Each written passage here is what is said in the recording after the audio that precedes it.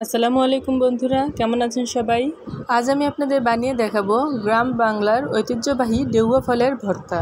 এগুলো আমাদের গাছের ডেউয়া, ছোট বড় মিলিয়ে আমি এখানে 5টি ডেউয়া ফল নিয়েছি।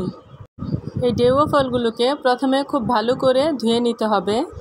তারপর একটু ছুরি দিয়ে এই ডেউয়া ফলের উপরের স্কিনটা আমরা এইভাবে পাতলা করে কেটে ফেলে দিব।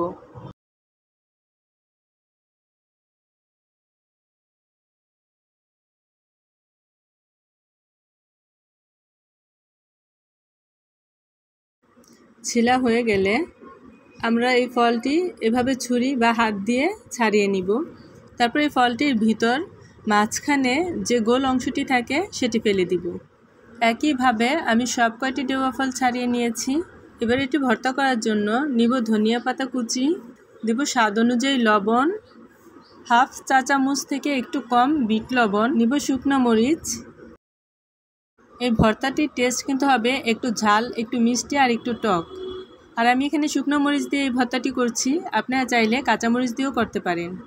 আপনারা চাইলে এখানে 1 চা চামচ চাট মশলাও দিতে পারেন। প্রথমে শুকনো মরিচগুলো হাত দিয়ে ডলে গুঁড়ো করে নিচ্ছি। এরপর ধনিয়া পাতার সাথে মরিচগুলো ডলে মিশিয়ে নিব। এবার ধনিয়া পাতা আর মরিচ ডেউয়া ফলের সাথে মিশিয়ে নিব। এবার দিয়ে দেব চিনি। আপনাদের এই ফলটা কীরকম মিষ্টি বা টক সে অনুসারে আপনারা চিনি দিবেন। যাদের টক খেতে ভালো লাগে তারা চিনি একটু কম দিবেন।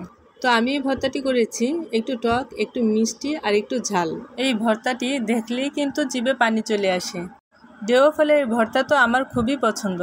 আমার মতো আর কার কার এই ভর্তাটি অনেক পছন্দের কমেন্ট বক্সে জানাবেন। আর সবাই ভালো থাকবেন। আল্লাহ হাফেজ।